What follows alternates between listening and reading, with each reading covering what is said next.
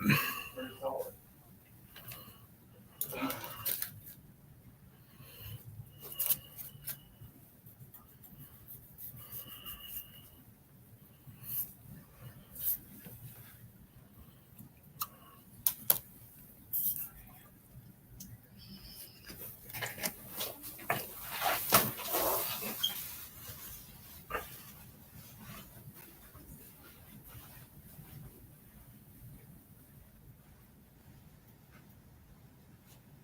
you responded to all of your text responses?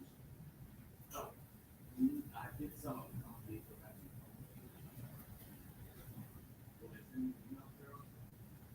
They do, yeah. Oh.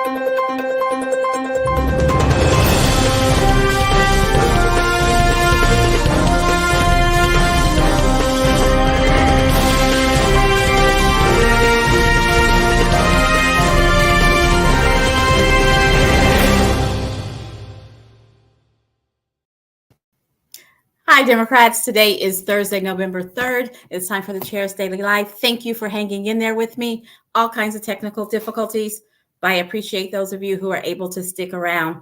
So we are 5 days away. 5 days away from the election on Tuesday, and early voting is happening right now. We're one of the last states to start early voting, but it has happened right now. It is happening right now. So if you haven't had an opportunity, and it was your plan to early vote, you have today, you have tomorrow, and you have Saturday to cast your ballot early in person. And then you can deliver your ballot all the way up until Monday. At your county election board, not your precinct, but your county election board, and you will have to take your ID. And then you can vote in person on Tuesday, November 8th, the big day. Tuesday, November 8th is election. So this week I've been talking about decency. The fact that decency is on the ballot, education is on the ballot, human rights is on the ballot, but decency, overall decency is what's on the ballot in Oklahoma right now. And actually nationwide, right?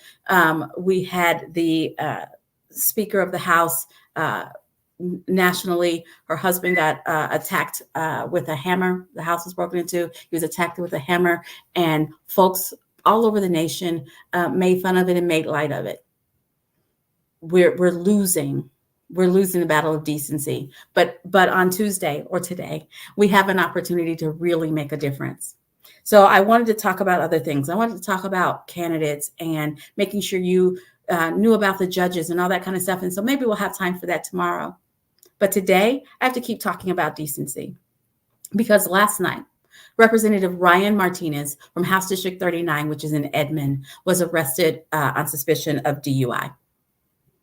Now, I don't want to talk about the DUI arrest. I will talk about the fact that he was arrested on suspicion of DUI. And while he was being detained and the officer was doing whatever he was doing, Representative Martinez was caught on the body cam footage saying, "Should I call Kevin?" Meaning, I'm being arrested on suspicion of DUI. Should I call the governor? Or should I call the attorney general? Do you want me to call the attorney general? He's heard saying this on tape. Here's the question I have for you. Why? Why are you calling the governor? Why are you calling the attorney general? I, as a private citizen, can't call the attorney general, can't call the governor. If I get a DUI, if I get stopped for suspicion of DUI, they're going to give me a breathalyzer, they're going to put me in the back of the car, they're going to take me, fingerprint me, take my photo, and I'm going to be arrested. The fact that while he was being detained, he suggested that he should call the governor or the attorney general speaks to what is running rampant in our state, where there are some folks who believe that they are above the law. There are some folks who believe that the rules nor the laws apply to them. And this is a perfect example caught on tape. While he's being arrested for suspicion of DUI, instead of saying, do I need to call my attorney or yes, sir, no, sir, he says, do you want me to call the governor? Do you want me to call the attorney general? What you doing? What are they going to do? And what makes him so comfortable saying that? Has the governor or the attorney general given someone else a pass? Is that what he's alleging? I know back in 2019, when Representative Dean Davis in House District 98 got arrested for suspicion of DUI, he did the same thing. He called his representative. He tried to call the attorney general. The attorney general didn't pick up, but he did try to call the attorney general. That implies that they believe that the rules don't apply to them, that all they have to do is call who they know in elected office and get off. Fortunately, he didn't call the governor. Fortunately, he didn't call the attorney general that we are aware of. And so I want to believe that in this instance, the governor didn't step in, the attorney general didn't step in. But my question, more importantly, is why did Representative Martinez think that calling the governor was the appropriate thing when he's getting arrested for a DUI? When they said, no, there's no need to call the governor, did he say, oh, okay, well, do you want me to call the attorney general? The governor and the attorney general have nothing to do with the DUI arrest. Nothing to do with the DUI arrest, unless you think that they're going to give you a special favor. Because if it's a matter of notifying them so that they know what's going on, I bet you can do that with your one phone call, or you can have someone in your life give them a call if it's that important. We live in a state where there are some folks and I've been talking about it all week, who think the rules and the laws don't apply to them. And a lot of those folks are sitting in elected office, and they're forgetting that they're supposed to be representing us. That's what's on the ballot. The level of cockiness, the level of arrogance that I could be sitting here about to be arrested for DUI, and I'm trying to figure out how I can get out of it. I'm trying to figure out if the governor, who frankly is in the middle of a race, the governor who I'm hoping has other things on his mind, but he thought, let me call the governor and see what he can do for me. For shame. What we need to do is we need to elect folks who understand that the rules apply to all of us, or they should. The rules should apply to all of this.